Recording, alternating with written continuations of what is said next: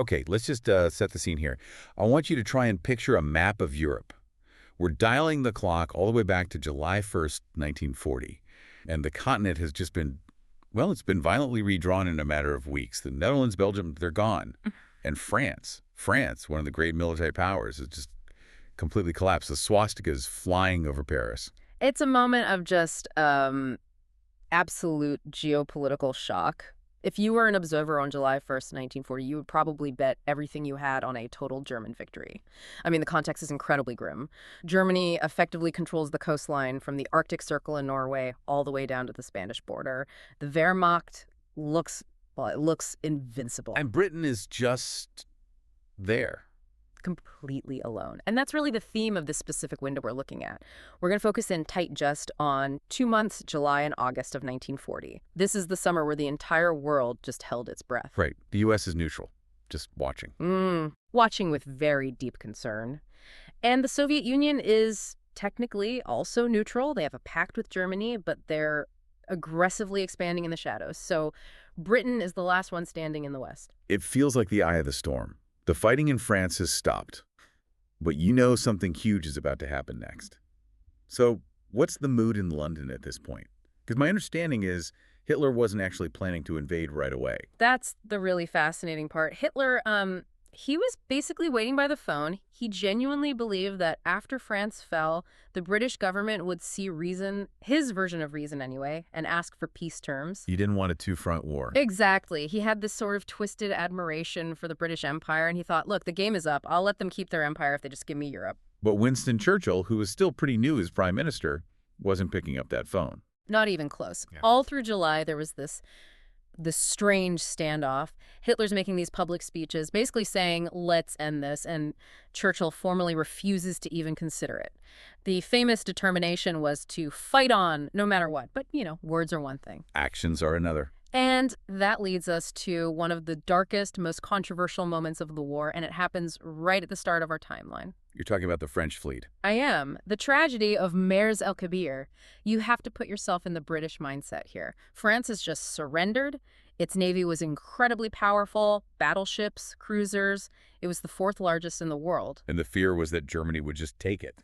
If Germany got those ships and added them to the Italian navy, the balance of power at sea would shift and, well, Britain would starve. It's that simple. So on July 3rd, 1940, the unthinkable happens. It does. The British Royal Navy sails to the French port of Mers el-Kabir in Algeria, where a big chunk of the French fleet is anchored. They give an ultimatum to the men who were their allies just 2 weeks before. What were the terms?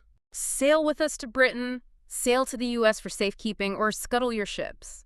The French commander refused. He felt it was a matter of honor. And so, the British opened fire. That's just brutal, firing on your allies. It was absolutely ruthless. Over 1,000 French sailors were killed. It created enormous anti-British feeling in France, obviously. But from a cold geopolitical standpoint, it sent a massive signal. To who? The Americans. Specifically to Washington.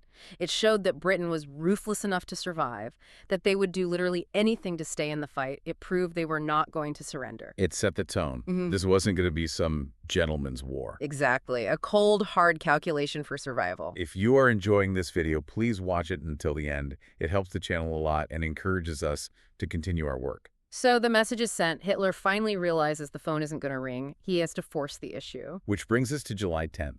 The date that's usually marked as the start of the Battle of Britain. Correct. And we should be really precise here. Yeah. People often mix up the Battle of Britain with the Blitz. The bombing of London. Right. But in July and August of 1940, the Blitz hasn't started yet. This is a tactical military air campaign. It's actually the first major campaign in history fought entirely in the air. And what was the German objective? Just to terrorize them? No, it was practical. It was preparation for an invasion operation Sea Lion. To invade an island, you have to cross the sea. To do that, without your ships being sunk, you need air superiority. So the Luftwaffe had to destroy the Royal Air Force. Simple as that. Knock the RAF out of the sky, then the German army can land. Okay, so starting July 10th, they're going after ships in the English Channel. Exactly. The Canal Camp. They're attacking coastal shipping, trying to draw the RAF fighters out to battle. But this is where the tech side gets really interesting. The British were outnumbered, fewer planes, fewer pilots. So they had an ace up their sleeve. They did. Radar. The chain home system. Yes. And it's almost impossible to overstate how revolutionary this was. Before this, you had to keep patrols in the air all the time just to spot the enemy. It burns fuel, wears out engines, exhausts your pilots. With radar, the British could sit on the ground and see the German formations gathering over France. They knew where they were coming from, how high they were flying, and how many there were. So it's not just about seeing them, it's about managing your own forces. Precisely. It was a whole command and control system. The information is plotted, sent to the squadrons. The pilots could literally be on the grass having a cup of tea, waiting for the call. They didn't have to scramble until the enemy was on the screen. It was a massive force multiplier. The Germans couldn't figure it out. They thought the British must have spies everywhere. But the strategy had to change. By August, the Germans weren't just hitting ships anymore. No. In mid-August, things got critical. They started targeting the RAF airfields in southern England and the radar stations themselves. They were trying to poke their eyes out. Blind them and ground them.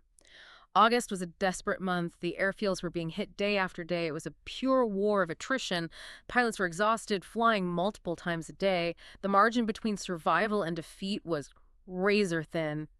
If the Luftwaffe had just kept hammering those airfields, history could look very, very different. It's incredible. And to think, while all eyes are on the skies over England, there's this whole other game playing out on the other side of Europe. That's what so often gets missed. We have to look east. Remember the Molotov-Ribbentrop Pact from '39? The non-aggression pact between Germany and the Soviets. Well, the pact with a secret part, they'd secretly agreed to carve up Europe into spheres of influence. And Stalin decided it was time to cash in his chips. He certainly did. While the world was watching Britain struggle, Stalin made his move. On July 23, 1940, the Soviet Union formally annexes the Baltic States, Estonia, Latvia, and Lithuania. Just swallow some whole. Pretty much. They'd moved troops in earlier, staged these completely rigged elections, and then graciously accepted the requests from these new puppet governments to join the USSR. It was pure power consolidation. Stalin was building a buffer zone, using the chaos in the West to push his borders hundreds of miles to the west. So you have Germany controlling the West, the Soviets expanding in the East. It looks like a partnership. But there's a huge twist coming, isn't there? The biggest twist of the war. And it happens at a secret meeting on July 31st, 1940. This is the moment that changes everything. It is. Hitler meets his top generals at his mountain retreat. Now remember, at this very moment, his Air Force is in the middle of bombing Britain. He's actively planning to invade England. But in this meeting, he reveals his real long-term intention. He tells his generals to start planning for the invasion of the Soviet Union for the following spring. Wait, hold on. Let's just pause on that logic. It sounds completely insane. He's struggling to beat Britain. He can't even cross 20 miles of water. So he decides to open a second front against his massive ally. It seems totally paradoxical, but in Hitler's mind, there is a kind of twisted strategic logic. He's asking himself, why is Britain still fighting? Okay. He figures they must be holding on for one of two reasons. Either they're waiting for America to enter the war, or they're hoping Russia will eventually turn on Germany. So he thought if he took out Russia, Britain's hope would be gone. Exactly. His argument was, if we crush the Soviet Union, we remove Britain's last continental sword. He thought that would finally convince them to give up. Plus, he figured knocking out Russia would make Japan stronger in the Pacific, which would distract the U.S. Britain would be totally isolated. That is quite a gamble. I can't beat this enemy here, so I'll go attack that giant over there to discourage the first one. It's the ultimate gambler's fallacy. But on July 31st, 1940, that decision was made. While the Battle of Britain was raging, the German war machine began to silently pivot east. The fate of the USSR was being planned while the ink on their trade deals was still wet. It really shows how this is becoming a global conflict. We got the West, the East, but we can't forget about the Balkans. They were feeling the pressure in August, too. The Balkans are the third piece of this puzzle for sure, specifically Romania. Romania was in a terrible spot. Their allies, France and Britain, were either gone or helpless. They were squeezed between the Soviet hammer and the German anvil. And it's all about oil there, right? Always. The Ploiati oil fields. Germany has almost no natural oil. Without Romanian oil, the Panzers stop, the Luftwaffe is grounded. Hitler needed Romania firmly under his control. And that squeeze got tighter in August. It did. On August 10th, under immense pressure from the Axis to, get in line ideologically, Romania passed these severe anti-Semitic laws, modeling them on Germany's Nuremberg laws. It was a horrific attempt to appease Hitler, to say, look, we're on your side. But appeasement didn't really work. Rarely does. Germany and Italy needed stability in the region for the oil, and they also needed Hungary's cooperation. The problem was Hungary and Romania hated each other and were about to go to war over the territory of Transylvania. Hitler can't have a war breaking out next to his only gas station. Exactly right. So on August 30th, the Axis powers forced what's called the Second Vienna Award. And what did that do? It was just them drawing lines on a map. Germany and Italy forced Romania to hand over northern Transylvania to Hungary, just gave it away, a total humiliation for Romania. But it secured the resources Hitler needed. It shows how the continent was being solidified. You were either occupied or you were a vassal state. There was no in-between. So if we pull back and look at that whole summer, July starts with this shock and defiance. Yeah. August ends with this grinding, brutal fight. That's a great way to put it. In these 2 months, Britain proved it wasn't a pushover. The air war showed the island was a fortress. At the same time, the USSR swallowed the Baltics, cementing its new front line. And secretly, Germany decided to turn the war into an ideological crusade against the East. And we barely touched on the U.S., but they were already starting to make moves. A few small but significant ones, yes. During this same summer, the U.S. started restricting exports of aviation fuel and scrap metal to Japan. It's a trade policy, but it's a clear signal that the conflict is becoming truly global. The U.S. was not going to supply the Axis war machine forever. So why does this summer, these 2 months in 1940, matter so much? What's the big takeaway? It matters because this is the moment the short war became the long war. Before July 1940, you could still believe it might all be over quickly. France fell so fast. But by the end of August, the lines were drawn. Britain was an immovable object. Germany was an unstoppable force about to turn east. The seeds of Operation Barbarossa and the Pacific War were all sown in these 8 weeks. This is the moment the world took a deep breath and then realized it was going to be holding it for a very, very long time. Precisely. The war stopped being just a European conflict and became a struggle for the future of the world. An amazing breakdown. It's fascinating to look at such a specific window of time and see just how much pivoted right there. It's my pleasure. It's a powerful lesson in how quickly the impossible can become the inevitable. Well, thank you. And a huge thank you to all of you for listening.